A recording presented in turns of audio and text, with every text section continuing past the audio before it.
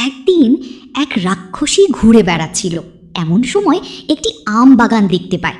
রাক্ষসী তখন দেখে একটা আম গাছে অনেক আম ধরে আছে, আর গাছে সব আমের মধ্যে একটা বড় আম।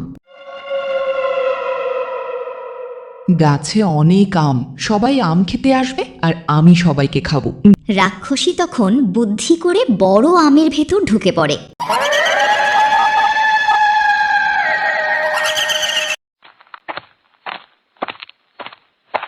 গাছে তো অনেক আম দেখা যাচ্ছে, আমি বরং কয়েকটা আম পেড়ে খাই। তখন রাক্ষসী আমের ভেতর থেকে বের হয়ে ছেলেটাকে খেয়ে ফেলে।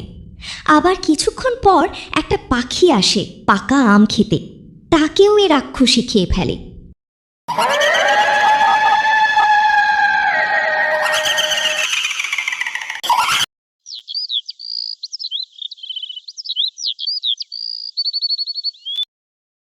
আর এদিকে একটা টুনি পাখি গাছের ডালে বসে এই সব কিছু দেখছিল।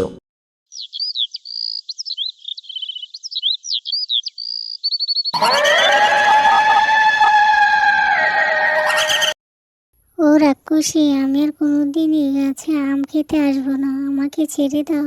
ভুল হয়ে গেছে আমার, এবারের মতো আমাকে মাফ করে দাও। পাখিটা তখন অনেক মিনতি করে না খাওয়ার জন্য। রাক্ষসী পাখিটার কোনো মিনতিই শোনে না। রাক্ষসী যে না পাখিটাকে খেতে যাবে, তখনই সেখানে গাছের ডালে বসে থাকা টুনি পাখি চলে আসে।